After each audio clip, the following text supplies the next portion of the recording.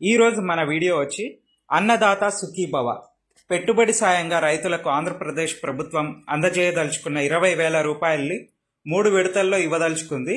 దాన్ని ఈ నెలలోనే ఇవ్వాలని ముఖ్యమంత్రి గారు డిసైడ్ అయిపోయినారు. ఈ నెల 27, 28, 29 తారీఖుల్లో కడప జిల్లాలో జరిగే మహానాడు కార్యక్రమంలో దీన్ని ప్రకటించాలనుకుంటున్నారు. ఇప్పటికే వ్యవసాయ శాఖ వారికి ఆదేశాలు అయితే జారీ అయినాయి. త్వరలో తుది జాబితా కూడా సిద్ధమవుతోంది. సో దీంట్లో వచ్చేసి పిఎం కిసాన్ 6,000 రూపాయలు వస్తుంది కదా, అది 3 విడతలుగా వస్తుంది.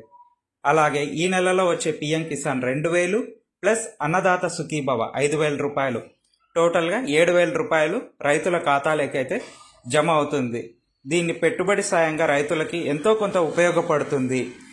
దీనికోసం ఎవరైనా ఏదైనా ఈకేవైసీ చేసుకొని వాళ్ళు ఉంటే తొందరగా వ్యవసాయ శాఖ వారిని సంప్రదించి ఈకేవైసీని అయితే కంప్లీట్ చేయండి. ఈ వీడియో లైక్ చేసి సబ్స్క్రైబ్.